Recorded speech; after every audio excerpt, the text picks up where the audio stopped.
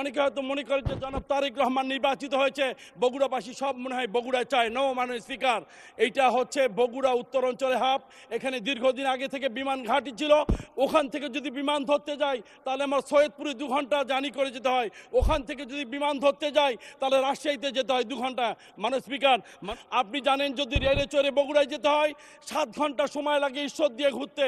আর আমি যখন এমপি ছিলাম 2018 সালের 30 ডিসেম্বরের নির্বাচনে, এই নির্বাচনে আমরা রেল লাইন পাস করেছিলাম, কিন্তু এই রেল লাইনটা বগুড়া পৌঁছাইতে আমরা দেখেছি যদি ডাইরেক্ট কোনো রেল লাইন যায় আমরা 3.5 ঘন্টায় কিন্তু বগুড়া পৌঁছে যাবো। মাননীয় স্পিকার, আমি আমার নেতা সবাইকে নিয়ে আমরা গতকালকে বগুড়ায় যখন তাকে নিয়ে ঘুরেছি আমরাই পরিশ্রান্ত হয়ে গিয়েছি, আমরা লড়তে পারছি না।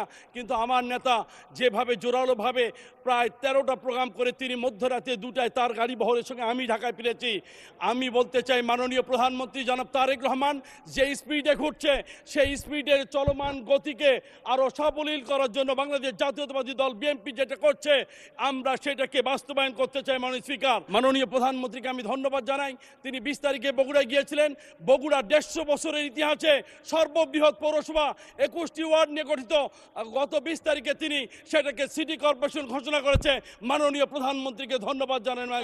মাননীয় স্পিকার, এই যে 19 বছরে বগুড়াকে যে ট্যাগ লাগিয়ে সারা বাংলাদেশে কিন্তু ট্যাগ আপ হয়েছে, কিন্তু বগুড়া সবচাইতে বেশি ট্যাগ আপ হয়েছে।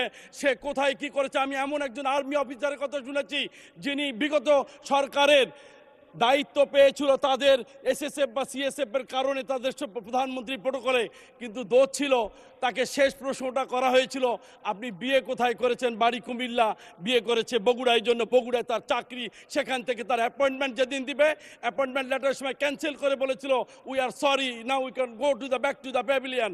মাননীয় স্পিকার, বগুড়াকে সবচাইতে বেশি ট্যাগাইজ করা 2018 সালের 30 ডিসেম্বর যে নির্বাচন হয়েছে আমার নির্বাচনী এলাকায় কাহালু নন্দীগ্রাম 39 বগুড়া 4 সেই নির্বাচনের দিন ভোট চুরি করতে গিয়ে আওয়ামী লীগ এবং যুবলীগের 2 জন ভোট চুরি করতে গিয়েছিল ভোট কেন্দ্রে। তাদেরকে সাধারণ জনতা ধরে ধোলাই দেওয়ার পরে তারা কিন্তু মৃত্যুবরণ করেছিল। হোক সে জাতির যে বর্ণের, আমি তার বিদায়ী আত্মার মাগফিরাত কামনা করছি। তবে আমি এইটুকু বলতে চাই মাননীয় স্পিকার, এইরকম নির্বাচন বাংলাদেশের ইতিহাসে হয়তো আর কোনোদিন হবে না। বিএনপির মতো জনপ্রিয় দল আর কোনোদিনই 6 আসন নিয়ে এই জাতীয় সংসদে আসবে না। মাননীয় স্পিকার, আজকের এই জাতীয় সংসদে দাঁড়িয়ে কথা বলছি এই নির্যাতন নিপীড়িত জনপদের যে অংশ হিসেবে বাংলাদেশ জাতীয়তাবাদী দল বিএনপির যতটা নির্যাতন, গুম, অত্যাচার এবং হয়রানি শিকার হয়েছে এভাবে অন্য দলগুলো কম হয়েছে। এই যে 5ই আগস্টের যে যুদ্ধ হয়েছে বাংলাদেশের ছাত্রদল, যুব ছাত্রদল থেকে শুরু করে ছাত্র নেতারা থেকে শুরু করে সকল রাজনৈতিক দল যখন মাঠে ছিল তখন আমরা দেখেছি যে প্রত্যেক দলেরই মানুষ মারা গিয়েছে, কিন্তু সবচাইতে ইনজুর এবং ক্ষতিগ্রস্ত হয়েছে বাংলাদেশ জাতীয়তাবাদী দল বিএনপির নেতাকর্মীরা। তারা সবচেয়ে জীবন দিয়ে মৃত্যুবরণ করে গিয়েছে। প্রায় সেখানে 87 জন মানুষ, 1000 জন মানুষের ভিতর 487 জন মানুষ হচ্ছে বিএনপির। মাননীয় স্পিকার, এই 36 জুলাই কিন্তু একদিনও হয়নি। মাননীয় স্পিকার, 17 বছরের ফল এই জাতীয় সংসদে বিএনপি এবং অপোজিশন যারা আছে তারা সবাই মিলে কিন্তু যুদ্ধ করেছে।